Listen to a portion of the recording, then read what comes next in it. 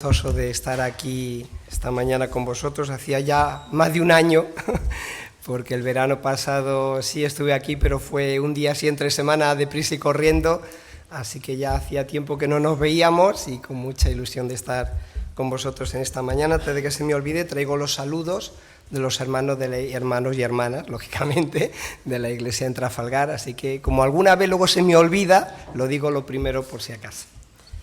Bien, pues esta mañana pensando en qué hablar, pues estuve dándole algunas vueltas, orando, y dije, pues qué mejor para un culto de un domingo por la mañana que hablar del perdón de Dios, del perdón de Dios.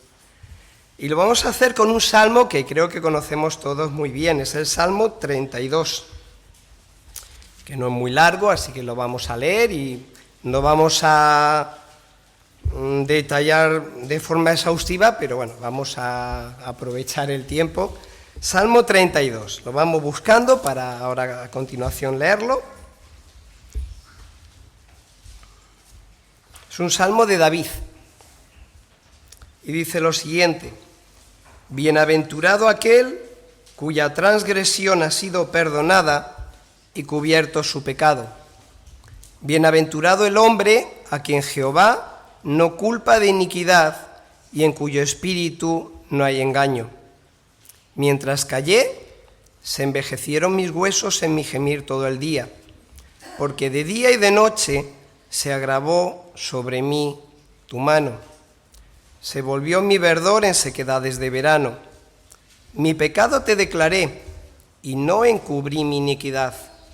Dije, confesaré mis transgresiones a Jehová, y tú perdonaste la maldad de mi pecado. Por esto orará a ti todo santo en el tiempo en que pueda ser hallado. Ciertamente, en la inundación de muchas aguas no llegarán estas a él. Tú eres mi refugio, me guardarás de la angustia. Con cánticos de liberación me rodearás. Te haré entender y te enseñaré el camino en que debes andar. Sobre ti fijaré mis ojos. No seáis como el caballo o como el mulo sin entendimiento, que han de ser sujetados con cabestro y con freno, porque si no, no se acercan a ti. Muchos dolores habrá para el impío, mas al que espera en Jehová le rodea la misericordia. Alegraos en Jehová y gozaos justos, y cantad con júbilo todos vosotros, los rectos de corazón. David escribió, podríamos decir compuso, porque como sabéis, los salmos era para cantarlos, era como el himnario que tenían ellos. Un total de 73 salmos, es decir, casi la mitad, porque en nuestras Biblias tenemos 150, posiblemente hay dos que tenía que ser uno y están separados, pero bueno, 149, 150, pues 73, aproximadamente la mitad. En este caso se nos dice que es un masquil. Claro, leemos eso en masquil y dice, pues vale, pues muy bien, pues es un masquil. Masquil significa hacer sabio o prudente. Y en total tenemos 13 salmos que se nos dicen que es un masquil. Bien, y entrando ya un poquito en detalles, comienza el salmo, versículo 1, versículo 2, con la misma palabra, bienaventurado. Claro, eso es una palabra que tenemos que explicar porque habitualmente pues no la usamos ya. En nuestro castellano del siglo XXI es una palabra pues, que no se dice. Yo, de hecho, fuera de la Biblia no la encuentro en ninguna parte. Bienaventurado. ¿Y qué quiere decir eso de bienaventurado? Pues quiere decir dichoso, feliz. Y luego nos dice cuál es el secreto de la verdadera y auténtica felicidad. Nosotros podemos estar felices por muchas razones. Pero ¿qué nos dice aquí David? ¿Dónde radica auténticamente la felicidad? Pues radica en lo que leemos a continuación. Aquel cuya transgresión ha sido perdonada y cubierto su pecado. Aquel a quien Jehová no culpa de iniquidad. Es decir, la verdadera felicidad tiene su base en saber que Dios, a pesar de cómo soy y de todo lo que hago mal, me ha perdonado. Y no me culpa de nada. Claro, ahora vamos a ver por qué. Lógicamente, a lo largo del Salmo se dice, aunque no entra muy en detalle, pero se vislumbra y luego a la luz del Nuevo Testamento pues lo tenemos clarísimo. Pero es curioso que un hombre que vivió aproximadamente 1000 años antes de Cristo tenía la certeza de que Dios le había perdonado y que Dios no le iba a señalar con el dedo diciendo eres culpable. Asombroso. Claro, nosotros lo tenemos más fácil, porque tenemos la revelación del Nuevo Testamento y el Señor Jesús ya vino. Pero es asombroso que David tuviera claro esto y lo quiere compartir con nosotros. Dios ha querido que esto quedase guardado en su palabra para siglos y generaciones posteriores, y nos ha llegado a nosotros, y es un privilegio que tengamos esto. Un hombre que te está contando su experiencia personal y dice, podéis buscar la felicidad en muchas partes, pero la única auténtica y que os va a satisfacer de verdad es saber que Dios me ha perdonado y que ante Él ya no soy culpable. Esa es la auténtica felicidad.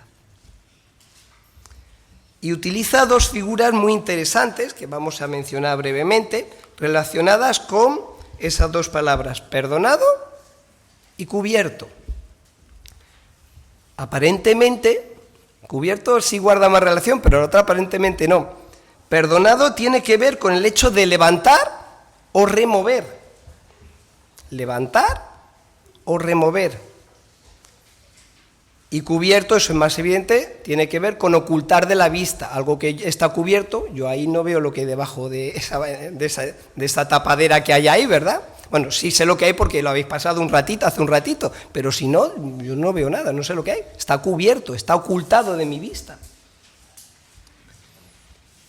El primer caso, y ahora vamos a un versículo del Nuevo Testamento, y podríamos decir, pues no guarda relación, pero no os preocupéis, que lo explicaremos para que veamos que sí que guarda relación. Es un texto que conocemos muy bien. Juan capítulo 1, versículo 29.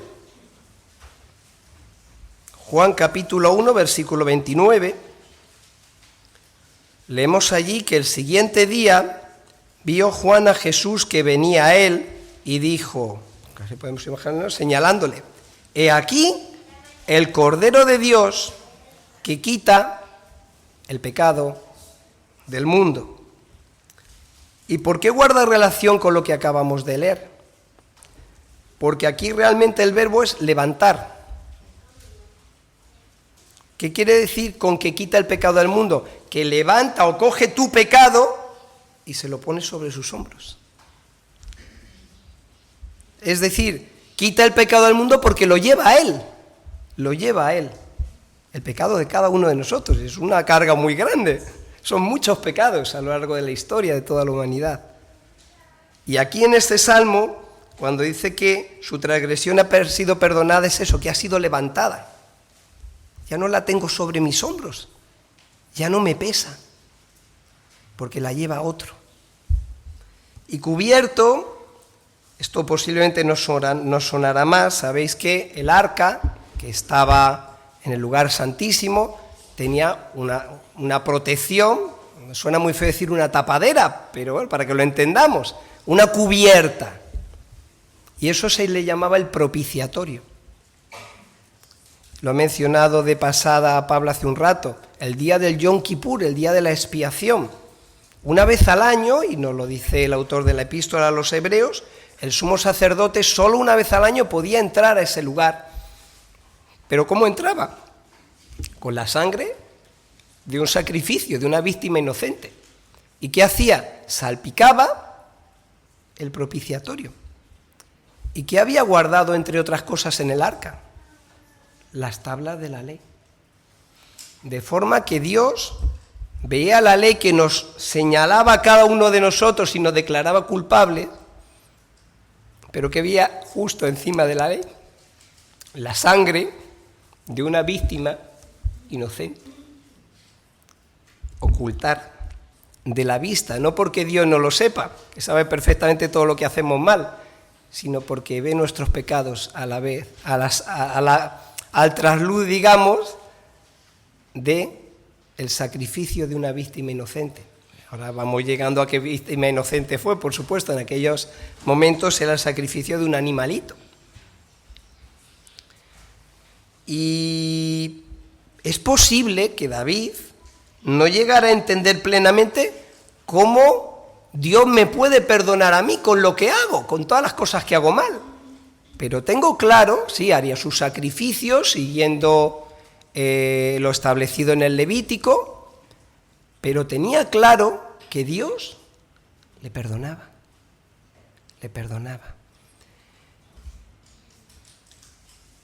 Y que él no hacía nada especial para que ese perdón fuera posible, porque si veréis aquí, no leéis por ninguna parte que diga que yo hice tal o cual cosa y con eso compensé mis pecados para que fueran perdonados. Vamos un instante, hacemos una breve pausa, pero no perdáis de vista este salmo. Nos acordamos de ese centurión llamado Cornelio, Hechos capítulo 10. ¿Qué se nos dice de Cornelio? Se le describe en el versículo 2 de Hechos 10 de la siguiente forma: piadoso y temeroso de Dios con toda su casa, y que hacía muchas limosnas al pueblo y oraba a Dios siempre. ¡Ay, mira qué majo!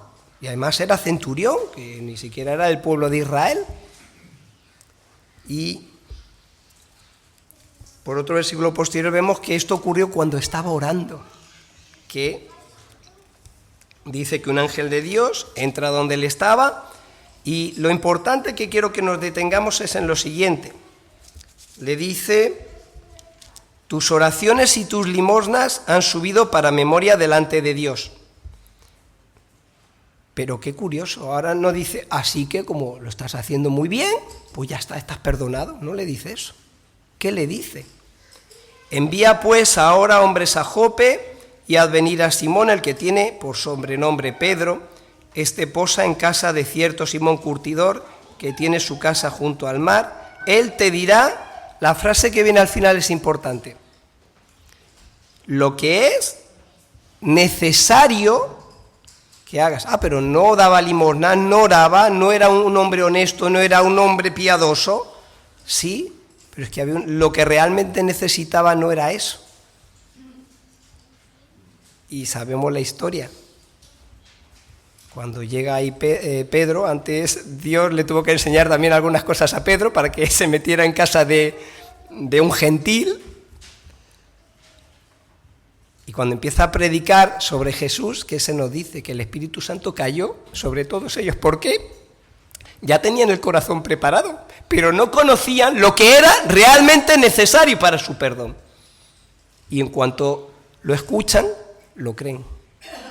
Y el Espíritu Santo desciende sobre ellos. Y claro, Pedro y los 6 que se había llevado de testigos con él se quedan asombrados. Por cierto, como curiosidad, hay 2 palabras muy importantes que se repiten 5 o 6 veces en ese capítulo, por si os pica la curiosidad, lo queréis buscarlas. Una es mientras y otra es también. Porque mientras uno hace una cosa, están ocurriendo otras cosas, porque Dios lo está preparando todo.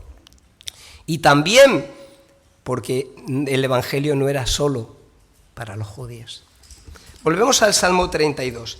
Entonces, ahora, después de haber dicho David, posiblemente no sabía del todo cómo es que obtenía el perdón de Dios, la revelación no estaba completa para él todavía, pero tenía claro que Dios le perdonaba. Y ahora hace como una pausa y se retrotrae en el tiempo. Esto en las películas, sobre todo en las películas, a veces hacen un fundido, desaparece la imagen y aparece otra de décadas atrás donde está rememorando o recordando lo que pasó. Pues algo así es lo que hace David, y de repente se para y dice: os voy a contar mi experiencia. ¿Por qué? Ahora sé plenamente el gozo de saberme perdonado. Pues porque hubo un tiempo, que os voy a contar ahora lo que pasó. ¿Y qué es lo que pasó? Dice: mientras callé, y ahora es muy descriptivo lo que ocurre. Se envejecieron mis huesos en mi gemir todo el día, porque de día y de noche se agravó sobre mí tu mano, se volvió mi verdor en sequedad de verano. Claro, cuando dice mientras callé, ¿a qué se refiere? ¿A que hizo voto de silencio, como antes en los conventos? No. Mientras callé, ¿el qué? Vemos el versículo 5 y lo entendemos. Dice, mi pecado te declaré. ¿Qué se estaba callando? Él sabía que había pecado contra Dios, pero se había callado y se lo estaba guardando para sí, y eso le estaba, como se me dice, reconcomiendo por dentro. Y dice, y por haber callado y no confesarle a Dios mi pecado, aunque él lo sabe, claro que lo sabe, es como si me estuviera muriendo por dentro. Mis huesos se secaron y fue como una maceta que no la riegas y ves cómo se está poniendo mustia y se va secando, y los tallitos que eran verdes al cabo de una semana, pues es un tallo, es un leño, es madera, se ha secado. Y David dice, yo me he sentido así. ¿Y sabéis por qué me he sentido así? Porque en vez de confesarle mi pecado a Dios, me he callado. Y por eso escribo este salmo, para que vosotros escarmentéis en cabeza ajena. De lo que me ha ocurrido a mí, vosotros aprendáis. No sabemos cuánto tiempo pasó, no podemos estar seguros, es posible que sea referente al caso de Betsabé y de su marido Urías, pero no lo sabemos con certeza, porque el Salmo 51 sí nos dice que lo escribió como consecuencia de ese acontecimiento en su vida. Aquí no nos lo dice. Puede ser, o puede ser por otro pecado que no se nos dice. Pero el caso es que él llega un momento y dice, ya no puedo seguir así, es que esto no me lo puedo aguantar ya. Así que, ¿qué es lo que hace? Dice que mi pecado te declaré y no encubrí mi iniquidad. Dije, confesaré mis transgresiones a Jehová. Y lo hizo. ¿Y cuáles fueron las consecuencias? Y tú perdonaste la maldad de mi pecado. Aquí no está diciendo que haya hecho méritos por ninguna parte. Lo que dice es, te he confesado lo que he hecho y tú me has perdonado. Me has perdonado.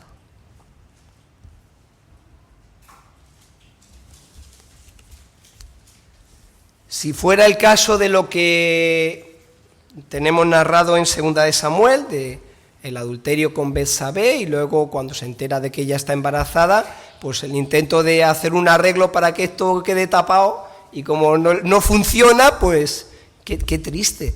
Manda una carta a su general y dice, oye, mira, a este, que era uno de sus soldados más fieles, me lo pones en primera línea.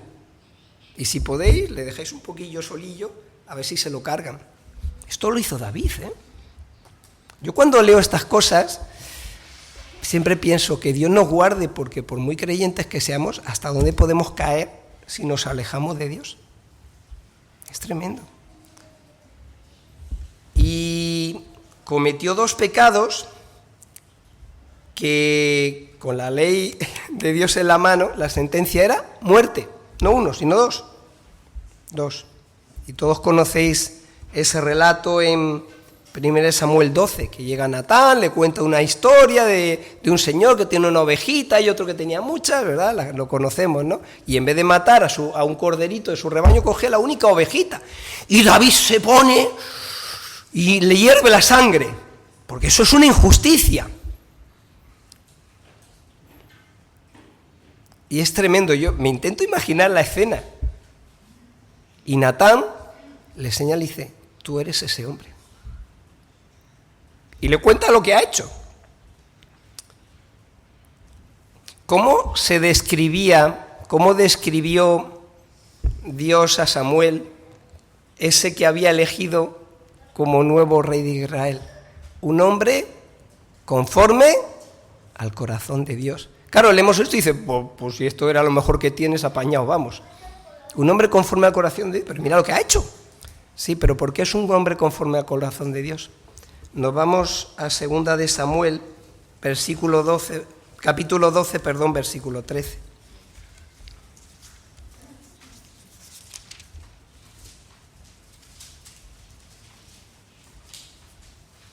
Después de haber escuchado eso, dice, entonces dijo David a Natán, pequé contra Jehová. En el Salmo dice, mi pecado te declaré. Y yo creo que la reacción es inmediata. No se fue a consultar y dijo, bueno, ahora vuelvo y te cuento. No, fue instantáneo. Y Natán dijo a David, también Jehová ha remitido tu pecado, no morirás. La Nueva Versión Internacional dice, ha perdonado ya, es inmediato, lo has confesado, estás perdonado. Ha perdonado ya tu pecado, no morirás. Y claro, alguien que se supiera bien la ley puede decir, ¿eso no es justo? Con la ley en la mano, este tiene que ser reo de muerte, por duplicado. Y está diciendo Dios, te he perdonado ya. ¿Por qué? ¿Por qué? Claro, como es el rey, está enchufado. No. ¿Por qué? Y la clave la encontramos si nos vamos a Romanos capítulo 3, versículo 25.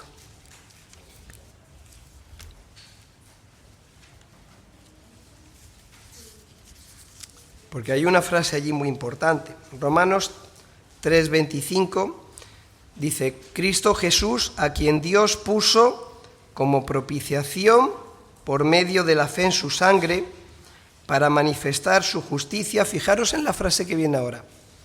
A causa de haber pasado por alto en su paciencia los pecados pasados. ¿Había pasado por alto Dios ese doble pecado de David? No. Pero sabía que Cristo iba a pagar por ese pecado. Nuestro querido Jaime Stan, que se mencionó hace un momento, decía, Dios no tiene manga ancha, además hacía así, Dios no tiene manga ancha, ¿verdad? No. David se sabía perdonado porque un descendiente suyo 1000 años después iba a pagar en la cruz por esos pecados que él estaba cometiendo. Él no lo entendía todavía porque esa revelación no le había llegado, pero de alguna manera entendía que esa víctima inocente que moría ahí en el tabernáculo, de alguna manera eso servía para que Dios le perdonara. Alguien estaba, y además si os acordáis en los sacrificios del Levítico, ¿qué tenían que hacer? Ponían la mano sobre el corderito, identificándose con ese animal que era inocente, no tenía culpa de nada y iba a morir en lugar tuya. Tú perdonaste la maldad de mi pecado. No sabemos si fue ese acontecimiento otro. Ese fue el caso que sepamos más extremo en la vida de David, pero es tremendo cuando pensamos en esto. Si Dios estuvo dispuesto a perdonar eso, yo no sé, hasta donde sé nadie ha matado aquí a nadie. Y Dios le perdonó. Eso y el adulterio con Betsabé. ¿Qué requirió de él? Confesar su pecado a Dios y pedir perdón. ¿Y qué dice David? Por esto orará a ti todo santo. Es importante ver la relación, porque el por esto tiene que ver con lo anterior. Es decir, porque puedo acercarme a la presencia de un Dios santo y justo y pedirle perdón y saber que Él me perdona. Ahí está la oportunidad, aprovecharla, está diciendo David, hacer como yo. Que no os pase como a mí, que he estado, vete a saber cuánto tiempo, envejeciendo por dentro por callarme y no confesar lo que he hecho, que yo sé que está mal. Y David dice, por esto, porque tenemos un Dios que nos escucha y que nos perdona, orará a ti todo santo en el tiempo en que puedas ser hallado. ¿Y cuál es ese tiempo? Hoy por hoy es siempre, pero hoy por hoy llegará un momento que la puerta quedará cerrada. Pero hoy todavía, como decía el apóstol Pablo, hoy es día de salvación. Hoy todavía puedes hallar a Dios y puedes acudir a Él y confesarle tu pecado o tus pecados y obtener el perdón de Dios. No porque seamos muy majos, sino porque alguien ya ha pagado por cada uno de esos pecados. Y lo hemos recordado esta mañana con este pan y este vino. ¿Y qué dice después? Ciertamente en la inundación de muchas aguas no llegarán estas a él. Tú eres mi refugio, me guardarás de la angustia, con cánticos de liberación me rodearás. Es decir, una vez que ya he rehecho mi relación con Dios, esto que había dejado aparcado o olvidado, vuelve a ser una realidad en mi vida. Dios es mi refugio, es el que me guarda y me protege, y es el que me libera. Y David, yo me imagino componiendo este salmo, dice, es que esto no me lo puedo callar, es que esto lo tengo que compartir con otros, esto tienen que saberlo los demás, no importa que me señalen con el dedo, es que esto es importante que lo sepáis. Y Dios ha querido que este salmo haya llegado hasta nosotros, y tiene la misma actualidad que el momento en que salió de la, no sería una pluma posiblemente, pero bueno, para entenderlo, de la pluma de David.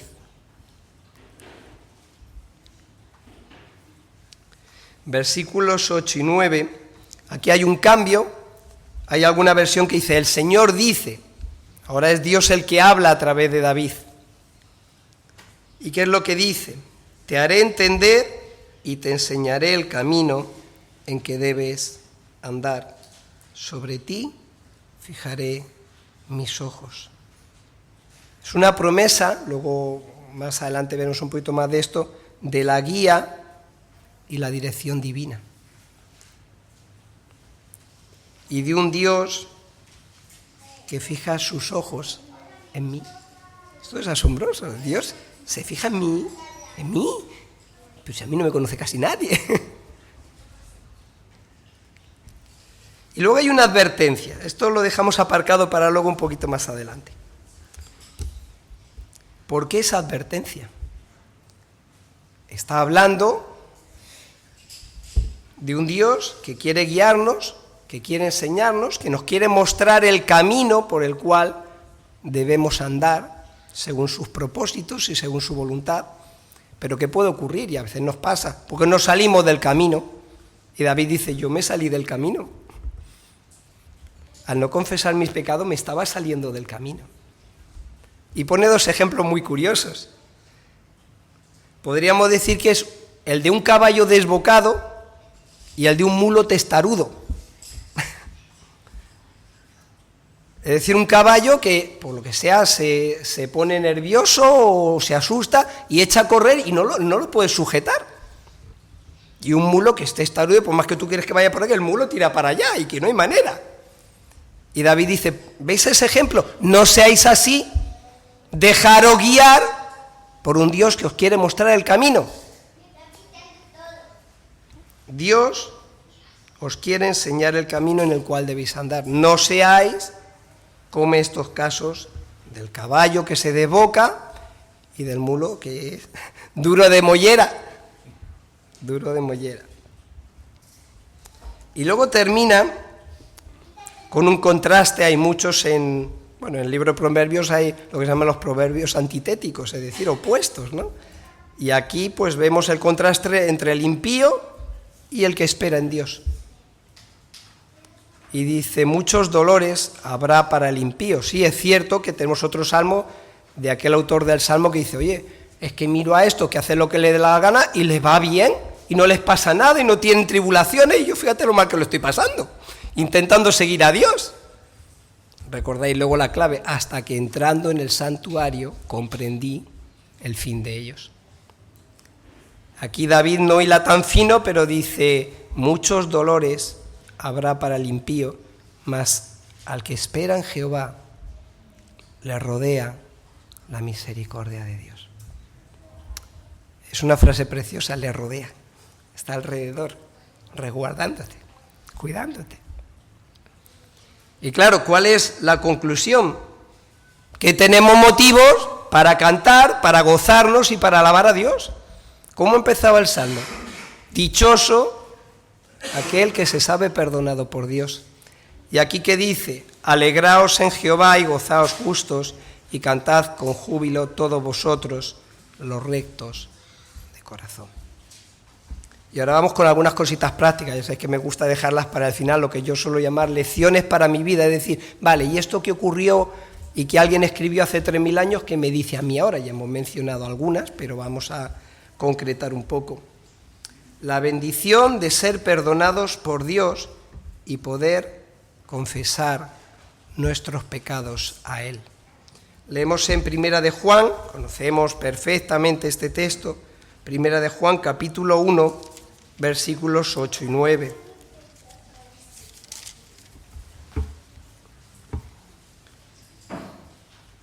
Primera de Juan 1, 8 y 9.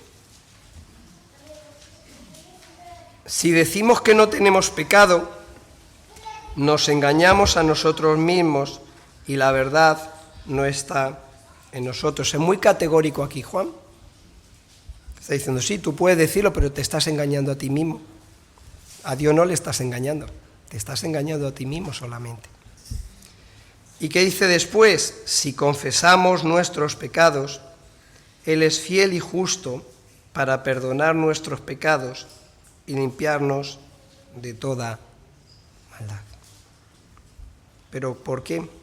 Por la sangre de Cristo, como hemos leído en Romanos capítulo 3. Si confesamos nuestros pecados, nos llama la atención, dice, Él es fiel y justo.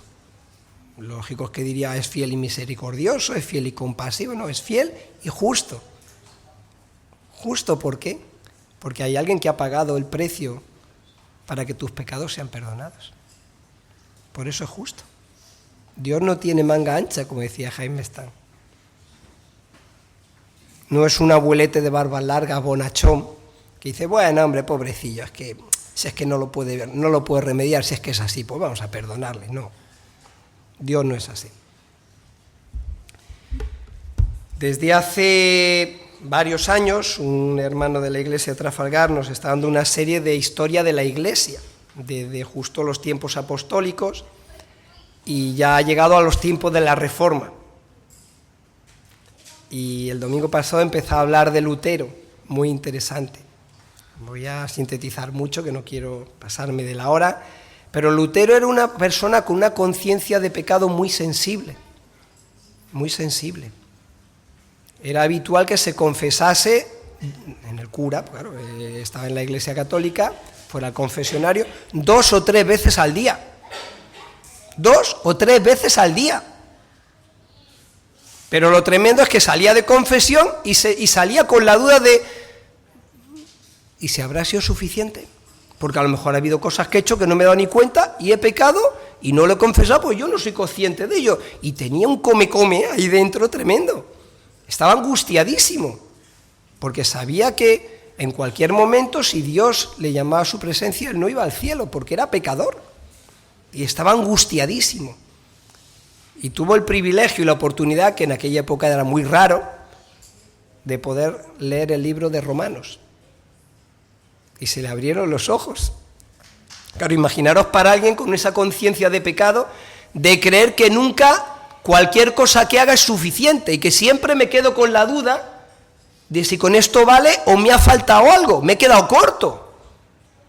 Y de repente, entre otros muchos textos, lee en Romanos capítulo 8, versículo 1, lo siguiente. Ahora pues, ninguna condenación hay para los que están en Cristo Jesús.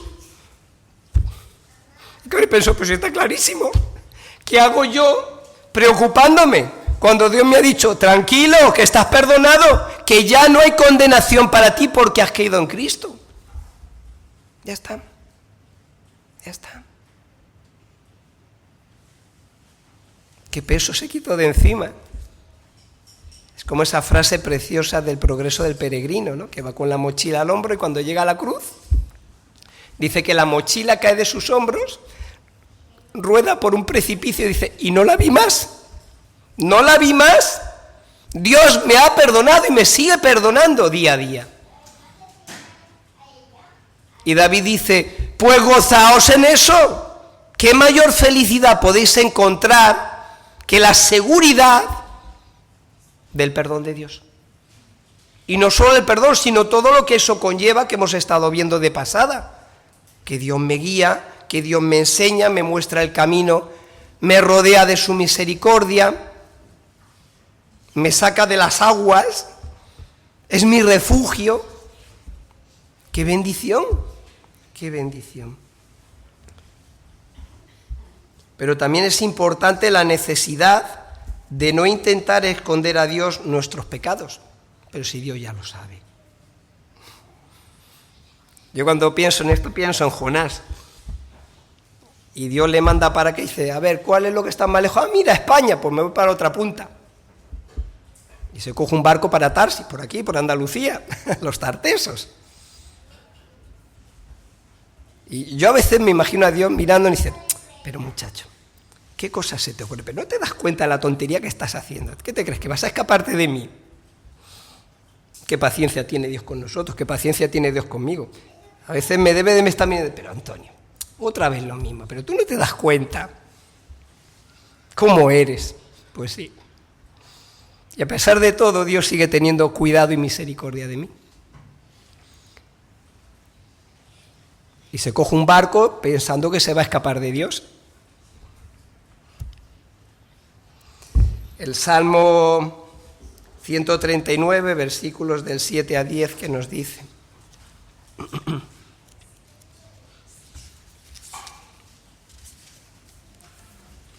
¿A dónde me iré de tu espíritu y a dónde huiré de tu presencia? Si subiera a los cielos, allí estás tú. Y si en el Seol hiciere mi estrado, he aquí allí tú estás. Si tomare las alas del alba y habitar en el extremo del mar, aún allí me guiará tu mano y me asirá tu diestra. No puedo huir de Dios, si es que Dios me conoce. Y conoce cómo somos, y conoce lo que hacemos. Y no le podemos ocultar ninguno de nuestros pecados, si Él ya los conoce. Pero quiere que se los confesemos y digamos, Señor, perdóname por esto que he hecho.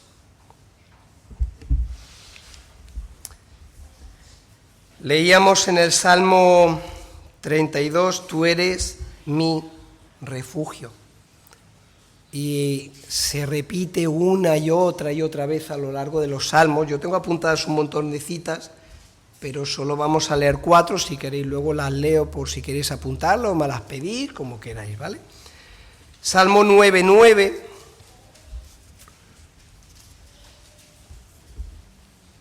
Dice: Jehová será refugio del pobre, refugio para el tiempo de angustia. Y todos hemos pasado por tiempos de angustia, seguro, alguna vez. Y David dice, porque este salmo también es de David, hay un refugio en esos momentos y ese refugio es Dios. Salmo 46:7 dice: Jehová de los ejércitos está con nosotros, nuestro refugio es el Dios de Jacob. Y me gusta que dice el Dios de Jacob, no el Dios de Israel, porque no es lo mismo.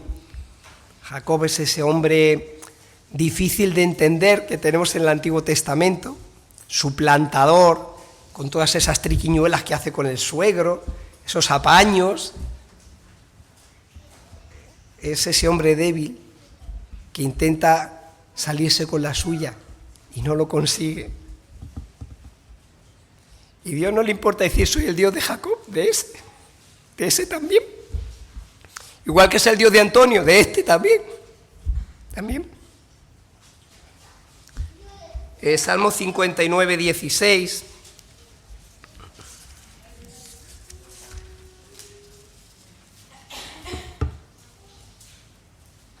Dice: pero yo cantaré de tu poder y alabaré de mañana tu misericordia, porque has sido mi amparo y refugio en el día de mi angustia. Y por citar uno más, Salmo 91, pero hay muchos más textos. Señor, tú nos has sido refugio de generación en generación. Y estamos oyendo de queridos hermanos que están partiendo ya a la presencia del Señor.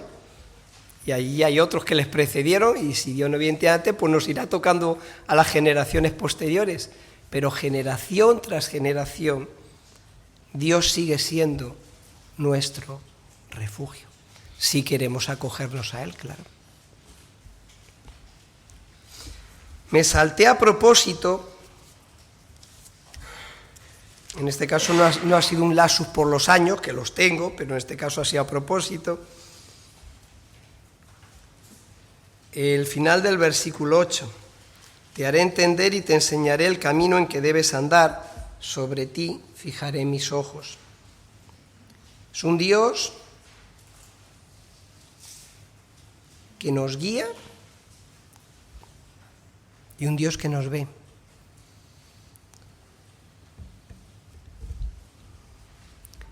En el Salmo 25, David va a decir a Dios en oración, versículo 4, muéstrame, oh Jehová, tus caminos y enséñame tus sendas. Es que Dios quiere que le pidamos que nos muestre su voluntad, porque quiere que la conozcamos, para que andemos en sus caminos. Y en este mismo Salmo, el versículo 9 dice, encaminará a los humildes por el juicio y enseñará a los mansos su carrera. Y el versículo 12, ¿quién es el hombre que teme a Jehová? Él le enseñará el camino que ha de escoger. Y otro texto, ya no en los Salmos, sino en Isaías. Isaías 48, 17. Así ha dicho Jehová, Redentor tuyo, el Santo de Israel. Yo soy Jehová Dios tuyo, que te enseña provechosamente, que te encamina por el camino que debes seguir. Fijaré mis ojos. La nueva versión internacional traduce velaré por ti. Velaré por ti. No es solo que te está mirando, es que te está cuidando. Pues yo puedo estar mirando a alguien y pasar olímpicamente de lo que esté haciendo. No, es más que simplemente fijar sus ojos en mí, es velar por mí. Ya de por sí lo de que Dios se fije en mí, eso ya es algo que no debería... Claro, estamos tan acostumbrados que casi no lo valoramos. Vivimos en un contexto de creyentes ya de muchos años en algunos casos, que estamos tanto acostumbrados a las bendiciones de Dios, que a veces casi que lo damos por natural, sí, claro, pues es lo normal. Pero vamos a pensar el privilegio de que el Dios eterno, soberano, creador del universo, fije sus ojos en mí. Fije sus ojos en mí. Y vele o quiera velar por mí. Eso ya son palabras mayores. Claro, cuando éramos jovencillos, al que una chica, y más si te gustaba, se fijase en ti, eso, vamos, ya estabas en una nube, ¿verdad? Digo una chica porque yo soy un chico, claro. Pero ahora que ya somos mayores ya no pensamos en eso tanto. Pero bueno, pero lo tremendo es que el Dios soberano y eterno fije sus ojos en mí. Y como dice esa otra traducción, yo velaré por ti. Es una actitud despierta, vigilante, de protección. Cuando estás velando a alguien es porque necesita de tu ayuda, pues alguien que está enfermo, le estás cuidando. Yo velaré por ti. El Salmo 121, que María se lo ha aprendido muy bien de memoria, ya se lo sabía más o menos. Salmo 121, versículo 3 y 4 dice, no dará tu pie al resbaladero, ni se dormirá el que te guarda. He aquí no se adormecerá, ni dormirá el que guarda Israel. Qué bendición que el que vela por mí no da cabezadas y no, está bien despierto, está atento a todo lo que me pueda pasar, a todo. Y sabe lo que me está pasando y sabe lo que me va a pasar, pero estamos en sus manos. Cuando pensamos en esto, alguien tan frágil y tan insignificante como yo, cada uno que se ponga si quiere, en las manos poderosas de Dios. Ahí estamos, cada día de nuestra vida, cada día de nuestra vida. Hemos cantado 1000 razones, yo ese no me lo sabía, 1000 razones para alabar a Dios. tenemos muchos motivos para alabar a Dios. Y me temo que nuestras oraciones, si de algo adolecen, es de alabar a Dios. Pero si tienen muchos motivos, tengo muchos motivos. Mirad, este salmo, solo un salmo nos da ya 10 motivos. Vamos a leerlos. Perdona nuestros pecados, no nos culpa de iniquidad, podemos confesarle nuestros pecados, siempre le podemos hallar y orar a Él, nos protege de la inundación de las muchas aguas, es nuestro refugio, nos guarda de la angustia y la ansiedad, nos enseña y nos guía, vela por nosotros y nos rodea de su misericordia. En un salmo tan cortito ya tenemos 10 razones para alabar a Dios. Así que sugerencias, si no se te ocurre ninguna, lee los salmos. Lee los salmos, vas a encontrar montones. Y quería terminar con esa expresión del Salmo 32, ciertamente, final del versículo 6, en la inundación de muchas aguas no llegarán estas a él. Sí, es un mensaje que nos consuela, de protección. Pero yo quería relacionarlo con otro salmo, porque es un salmo mesiánico, es decir, apunta a la persona del Señor Jesús. Y comienza con una exclamación relacionada con esto de las aguas, que es terrible. A mí me pone la carne de gallina cada vez que lo leo. El Salmo 69:1, fijaros cómo empieza.